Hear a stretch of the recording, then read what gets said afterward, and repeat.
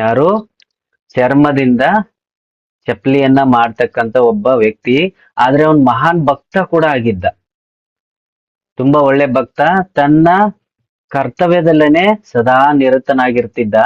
ಒಂದು ದಿನ ಏನಾಗತ್ತೆ, ಆ ಊರಲ್ಲಿರ್ತಕ್ಕಂತ ಒಬ್ಬ ಮಹಾನ್ ಪಂಡಿತರು ಕುಂಡ ಹಿಡ್ಕೊಂಡು, ಅಂದ್ರೆ ಕೈಯಲ್ಲಿ ಕುಂಡನ ಹಿಡ್ಕೊಂಡು ಸ್ನಾನಕ್ಕೆ ಅಂತ ಹೊರಟಿರ್ತಾರೆ. ಅವತ್ತು ಪವಿತ್ರವಾದ ದಿನ ಇರುತ್ತೆ.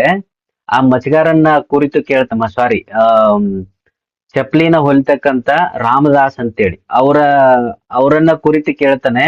ಏ ರಾಮದಾಸ, ಇವತ್ತು ಪವಿತ್ರವಾದ ದಿನ, ಗಂಗಾ ನದಿಲಿ ಸ್ನಾನ ಮಾಡಿದ್ರೆ ನಮ್ಮ ಪಾಪಗಳೆಲ್ಲ ತೊಳೆದೋಗುತ್ತೆ, ಪುಣ್ಯ ಸಿಗತ್ತೆ, ಬಾ ಹೋಗೋಣ ಅಂತ ಹೇಳ್ಬಿಟ್ಟು ಆ ಪಂಡಿತ ರಾಮದಾಸರನ್ನ ಕರೀತಾರೆ.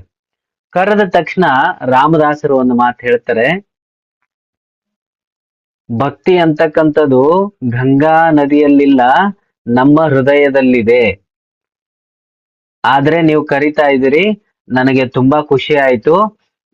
ಇವತ್ತು ಒಬ್ಬರಿಗೆ ನಾನು ಮಾತು ಕೊಟ್ಟಿದ್ದೀನಿ, ನಿಮ್ಮ ಚಪ್ಲಿನ ರೆಡಿ ಮಾಡ್ಕೊಡ್ತೀನಿ, ನನಗೆ ನನ್ನ ಕರ್ತವ್ಯನೇ ದೇವರು ಅಂತ ಹೇಳಿದಾಗ ಆ ಪಂಡಿತ ಹೇಳ್ತಾನೆ, ನೀನ್ ಎಂತ ಮೂಡ ಇದೆಯಪ್ಪ ನೀನು, ಇವತ್ತು ಒಳ್ಳೆ ದಿನ ಇದೆ, ಹೋಗೋಣ ಬಾ ಗಂಗಾ ಸ್ನಾನಕ್ಕೆ ಅಂತ ಮತ್ತೆ ಕರೀತಾನೆ. ಅದಕ್ಕೆ ನನಗೆ ಬರೋಕ್ ಇವಾಗ ಸಮಯ ಇಲ್ಲ, ಮತ್ತೆ ನನ್ನ ಕರ್ತವ್ಯನ ಬಿಟ್ಟು ಬಂದ್ರೆ ಗಂಗಾ ಮಾತಾಗೆ ಕೋಪ ಬರುತ್ತೆ, ಸಿಟ್ಟಾಗ್ತಾಳೆ, ಅದು ಸರಿನಾ ಅಂತ ಕೇಳಿದಾಗ ಅದಾದ್ಮೇಲೆ ಏನ್ ಹೇಳ್ತಾನಂದ್ರೆ, ಒಂದು ರೊಟ್ಟಿ ಇರುತ್ತೆ, ಆ ಒಂದು ರೊಟ್ಟಿಯಲ್ಲಿ ಕಾಲು ಭಾಗ, ಆ ಒಂದು ರೊಟ್ಟಿನ 4 ಭಾಗ ಮಾಡ್ತಾನೆ. 4 ಭಾಗ ಮಾಡಿ ಅದರಲ್ಲಿರ್ತಕ್ಕಂಥ ಒಂದು ಭಾಗನ ಆ ಪಂಡಿತನ ಕೈಯಲ್ಲಿ ಕೊಟ್ಟು ರಾಮದಾಸರು ಹೇಳ್ತಾರೆ, ಗಂಗಾ ಮಾತಾ ಕೈ ಚಾಚಿದ್ರೆ ಮಾತ್ರ ಈ ಒಂದು ರೊಟ್ಟಿನ ಗಂಗಾ ಮಾತನ ಕೈಯಲ್ಲಿ ಕೊಡಿ ಅಂತ ಹೇಳ್ಬಿಟ್ಟು ಪಂಡಿತನಿಗೆ ಹೇಳಿದಾಗ ಪಂಡಿತನಿಗೆ ಆಶ್ಚರ್ಯ ಆಗತ್ತೆ. ಏನ್ ಹೇಳ್ತದ ಇವನು, ನದಿಯಿಂದ ಕೈ ಚಾಚಿ ಬರೋದಂದ್ರೆ ಏನ್ ಸಾಮಾನ್ಯನಾ ಅಂತ ಹೇಳ್ಬಿಟ್ಟು ಏನ್ ಮಾಡ್ತಾನೆ, ನಗ್ನಗ್ತಾ ಹೊಳೆಗ್ ಹೋಗ್ತಾನ. ಅವನು ಸ್ನಾನಕ್ಕಂತ ಹೋಗ್ತಾನೆ.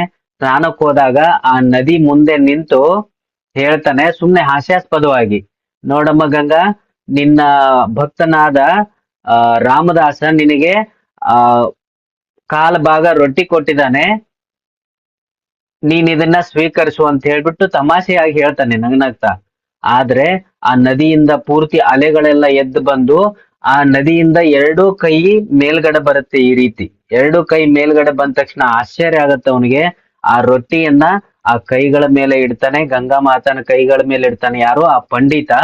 ಅದಾದ್ಮೇಲೆ ಗಂಗಾ ಮಾತಾ ಹೇಳ್ತಾಳೆ, ಆ ಗಂಗಾ ಮಾತನ ಕೈಯಿಂದ ಒಂದು ಬಳೆ ಬರುತ್ತೆ, ಬಂಗಾರದ ಬಳೆ. ಆ ಬಂದ ತಕ್ಷಣ ಇದನ್ನ ನನ್ನ ಭಕ್ತನಾದ ರಾಮದಾಸನಿಗೆ ಒಯ್ದು ಕೊಡು ಅಂತ ಹೇಳ್ಬಿಟ್ಟು ಗಂಗಾ ಮಾತಾ ಹೇಳಿ ಅಲ್ಲಿ ಅದೃಶ್ಯ ಆಗ್ತಾಳೆ.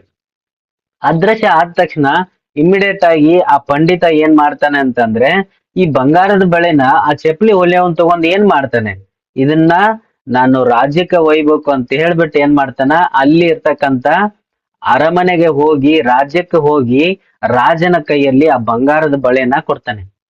ಯಾರು? ಪಂಡಿತ. ಬಂಗಾರದ ಬಳೆನ ಕೊಟ್ಟ ತಕ್ಷಣ ರಾಜ ಏನ್ ಮಾಡ್ತಾನೆ, ತನ್ನ ರಾಣಿಗೆ ಆ ಬಳೆಯನ್ನ ಕೊಡ್ತಾನೆ. ಆ ರಾಣಿಗೆ ಬಳೆನ ಕೊಟ್ಟ ತಕ್ಷಣ ತುಂಬಾ ಚೆನ್ನಾಗಿರುತ್ತೆ, ತುಂಬಾ ಡಿಸೈನ್ ಆಗಿರುತ್ತೆ. ರಾಣಿ ಏನ್ ಹೇಳ್ತಾಳೆ ಅಂದ್ರೆ, ನನಗೆ ಇನ್ನೊಂದು ಈ ತರ ಬಳೆ ಬೇಕು ಅಂತ ಹೇಳ್ಬಿಟ್ಟು ರಾಜನಿಗೆ ಆರ್ಡರ್ ಮಾಡ್ತಾಳೆ. ರಾಜನಿಗೆ ಆರ್ಡರ್ ಮಾಡಿದ ತಕ್ಷಣ ಪಂಡಿತನಿಗೆ ಏನು ಜೀವ ಬಾಯಿಗೆ ಬಂದ್ಬಿಡುತ್ತೆ. ಇರೋದು ಒಂದು ಬಳೆ ತಗೊಂಬಂದು ಇಲ್ಲಿ ಬಂದು ಸಿಕ್ಕಾಕೊಂಡ್ನಲ್ಲಪ್ಪ ನಾನು ಅಂತ ಹೇಳಿ. ಅವಾಗ ನನಗೆ ರಾಜ ಹೇಳ್ತಾನೆ, ಪಂಡಿತನಿಗೆ ಆರ್ಡರ್ ಮಾಡ್ತಾನೆ, ನನಗೆ ಇದೇ ತರದ್ದು ಇನ್ನೊಂದು ಬಳೆ ಬೇಕು, ಒಂದ್ ವೇಳೆ ನೀನ್ ತಗೊಂಬಂದ್ ಕೊಡ್ಲಿಲ್ಲ ಅಂತಂದ್ರೆ ನಿನಗ್ ಜೀವಾವಧಿ ಶಿಕ್ಷೆ ಕೊಡ್ತೀನಿ, ನಿನಗ್ ಜೈಲು ಶಿಕ್ಷೆ ಕಂಪಲ್ಸರಿ ಅಂತ ಹೇಳಿದಾಗ ಇವನು ನಡಗ್ನಗ್ತಾ ಏನ್ ಮಾಡ್ತಾನ, ಭಯದಿಂದ ರಾಮದಾಸನ ಮನೆಗೆ ಬರ್ತಾನೆ. ರಾಮದಾಸನ ಮನೆಗೆ ಬಂದ ತಕ್ಷಣ ಇದ್ದ ಸಂಗತಿನ ಹೇಳಿ ಕ್ಷಮೆ ಕೇಳ್ತಾನೆ, ದಯವಿಟ್ಟು ನನ್ನನ್ನು ಕ್ಷಮಿಸು, ನಾನು ಇಂಥ ಒಂದು ಸಂಕಷ್ಟದಲ್ಲಿ ಸಿಕ್ಕಾಕೊಂಡಿದ್ದೀನಿ ಅಂತ ಹೇಳಿದಾಗ ರಾಮದಾಸ ಏನ್ ಮಾಡ್ತಾನೆ, ಅಲ್ಲೇ ಒಂದು ಪಕ್ಕದಲ್ಲಿ ಒಂದು ನೀರ್ ಹಾಕಿದಂತ ಪಾತ್ರೆ ಇರುತ್ತೆ, ಗಂಗಾ ಮಾತಾನ ನೆನೆಸ್ಕೊಂಡು ಏನ್ ಮಾಡ್ತಾನ, ಆ ಪಾತ್ರೆ ಒಳಗಡೆ ಕೈಯನ್ನ ಹಾಕ್ತಾನೆ.